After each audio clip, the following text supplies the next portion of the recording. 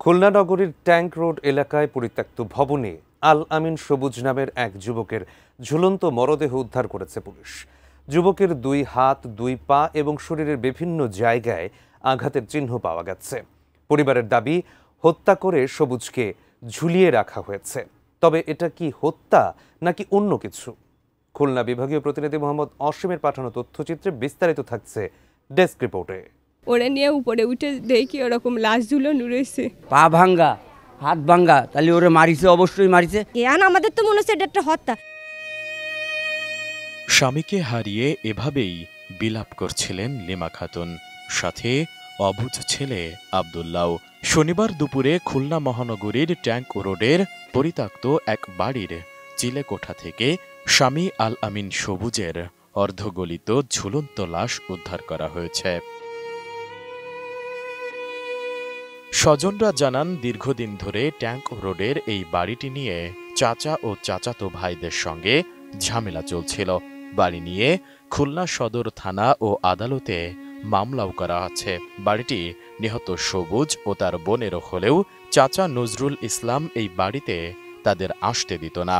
সবুজ এ বাড়িতে আসলে বেশিরভাগ সময় চাচা ও চাচাতো ভাইরা তাকে মারধর করত।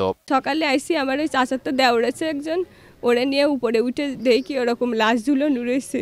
এইটা হচ্ছে আমাদের নিজেদের বাড়ি। আমার শ্বশুরও মারা গেছে, শাশুড়িও মারা গেছে, আর ওরা হচ্ছে দুই ভাই বোন, আমার স্বামী আর আমার ননদ। এই বাড়ি আমার এই মেয়ের যখন 10-15 দিন বয়স, তখন আমাকে এই বাড়িতে নামাই দিছে আমার চাচা শ্বশুর।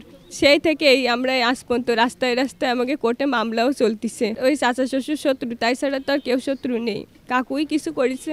চাচা তো ভাই চাচি এরাই তো এই জায়গা থাকে, ওরাই তো পাশের শরীর, ওরাই থাকে। ওরা মারছে ছাড়া আর মারছে কে? আমাদের তো মনে হচ্ছে এটা একটা হত্যা। কারণ আমার ভাইয়ের যদি অন্য কোনো কারণে মরার ইচ্ছা থাকতো, আমার ভাই অন্য কোনো জায়গা যে জায়গা থাকে সে নিয়ে মারা যেতে পারতো। এই বাড়ি এসে কেন মরলো? এই বাড়ি উঠতে চায়, থাকতে চায়, এই বাড়ি ওরে হত্যা করেছে। আমি বুঝি নির্মাণের শিল্প, সালাম স্টিল বোঝে ডিউরেবিলিটি। সালাম স্টিল, মোস্ট ডিউরেবল স্টিল। সবুজ খুলনার রূপসা উপজেলার পিঠাভোগ এলাকার বাসিন্দা সিরাজ মল্লিকের ছেলে। পরিবারের অভিযোগ, তাকে হত্যা করে লাশ ঝুলিয়ে রাখা হয়েছে। তবে এটি হত্যা নাকি আত্মহত্যা তা নিয়েও এলাকায় রহস্যের সৃষ্টি হয়েছে। পরে আমার ওই বাইক নিয়ে বউ আইছে আজকে সকালে ভোরবেলা, বাইক পরে নিয়ে উপরে উঠেছে, উঠে দেয় কি গলায় দড়ি দিয়া। তারপরে ইট রয়েছে ওই জায়গায়, নতুন ইট। তারপর পা দিয়ে রক্ত পড়তেছে, পা ভাঙ্গা, হাত ভাঙ্গা, তাহলে ওরে মারিছে, অবশ্যই মারিছে। সেই আসামি এই জায়গা ছিল, এই জায়গা থাকাকালীন সে পলায় চলে গেছে। থেকে ঢুকেছে, ছেলেরা উপর থেকে ঢুকাই দিছে।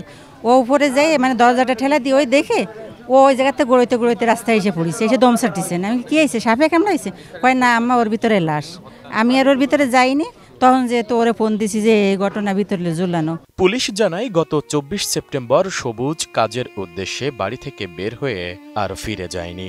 পরিবারের সদস্যরা সম্ভাব্য সকল স্থানে খোঁজ নিয়ে না পেয়ে 26 সেপ্টেম্বর খুলনার রূপসা থানায় একটি সাধারণ ডায়েরি করেন। ময়নাতদন্তের পর বোঝা যাবে এটি আত্মহত্যা নাকি হত্যা। আসলে এটা তদন্তাধীন বিষয়। আমরা ঘটনাস্থল পরিদর্শন করে আমাদের সিআইডি এক্সপার্ট টিমকে আমরা ডেকেছি। সিআইডি টিম আসার পর তারা ঘটনাস্থল থেকে আলামত সংগ্রহ করবে এবং লাশটা এখনও নামানো হয়নি। পরবর্তীতে তদন্ত শেষে জানা যাবে প্রকৃত ঘটনা। আমাদের তদন্ত অব্যাহত রয়েছে। সবুজের সুরতহাল রিপোর্ট করে ময়নাতদন্তের জন্য শনিবার বিকেলে খুলনা মেডিকেল কলেজ হাসপাতালের মর্গে তার লাশ প্রেরণ করা হয়েছে। Desk report, ATN news.